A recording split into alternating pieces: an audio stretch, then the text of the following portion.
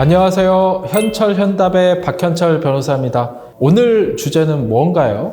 네, 오늘의 한답을 주실 주제는 국가 핵심 기술 유출입니다. 사실 이름만 들으면 국가, 핵심이라는 단어가 들어가서 좀 무섭게 느껴지는데요. 국가 핵심 기술 유출이 정확히 무엇인지 좀 설명 부탁드립니다. 압수수색 검증 영장에 국가 핵심 기술이라는 단어를 보시면 우선 겁부터 먹으시는 분들이 많으신데요. PD님이 말씀하셨던 대로 일단 단어 자체가 굉장히 엄하잖아요. 하지만 저 박현철 변호사를 만나신다면 당장 겁부터 먹을 필요는 없습니다. 자, 우선 국가 핵심 기술에 대해서 좀 설명을 드릴게요. 국가 핵심 기술. 국가 핵심 기술이 뭐가 있을까요? 국가 핵심 기술. 이런 거예요. 우리나라가 지금 잘 되는 거. 우리나라가 수출 잘하는 거. 좀 예를 좀 들어볼게요. 반도체에 있어서 우리나라 D램 잘하고 있죠? D램 있습니다. 낸드 플래시도 잘하고 있죠? 있어요, 역시. 파운드리도 있습니다. 전기자동차, 우리나라 배터리 잘 만들잖아요? 전기자동차 있어요. 또 뭐 양극재 이런 것도 있습니다. 수소 전기차 있어요. 한 가지 더 예를 좀 들어드릴게요. 아몰레드 아시죠? AMOLED 아몰레드 패널 설계, 공정, 제조, 구동 기술 이런 게 있습니다. 뭐 철강 같은 경우 파이넥스 뭐 유동로 조업 기술 이런 것도 있죠. 자동차에는 유로 6 기준 이상의 디젤 엔진 연료 분사 장치 이런 것도 있고 조선 분야에선 액화가스 화물창 이런 게 있습니다. 그러니까 저는 기술 쪽에 관심이 많으니까 어느 정도 보면 어느 정도 이제 알만한 내용들이 있고 뭐 나노미터 이런 것도 어느 정도 알고 이러니까 유독 특이한 건 장비가 없어요. 장비 기술은 없어요. 그게 왜냐하면 최근에도 문제가 됐었는데 국가 핵심 기술에 어떤 장비 기술이 들어간다면 우리나라에서 이 반도체 장비 회사들이 수출할 때 허가를 받고 신고를 받는 등 절차가 복잡해져요. 그래서 장비 기술을 현재까지는 넣지 않고 있습니다. 이 국가 핵심 기술에는. 국가 핵심 기술이 뭐라고 규정이 돼 있냐? 몇 가지 예시를 좀 들어드릴게요. 30나노 이하급 D램에 해당되는 설계 공정 소자 기술 및 3차원 적층 형성 기술. 이게 D램 관련이죠. 그리고 2차 전지 관해서는 전기 자동차용 등 중대형 고에너지 밀도 리튬 2차 전지 설계 공정 제조 및 평가 기술.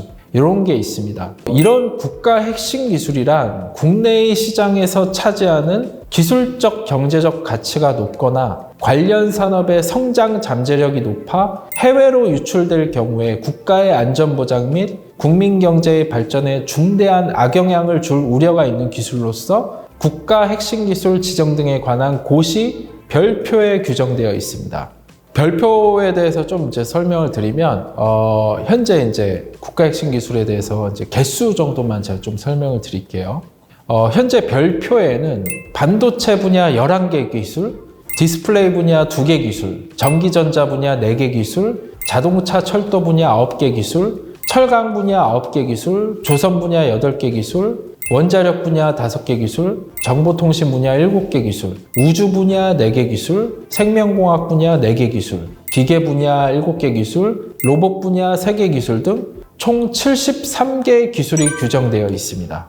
자, 실무에서 어떻게 취급이 되냐 이렇게 보면 압수수색 검증영장에 국가 핵심 기술이라는 단어가 기재되어 있다 하더라도 당장 겁부터 먹을 필요는 없습니다. 특정한 기술이 국가 핵심 기술에 해당할 여지가 있다면 대개의 경우 이 기술은 산업기술에도 해당할 여지가 있습니다.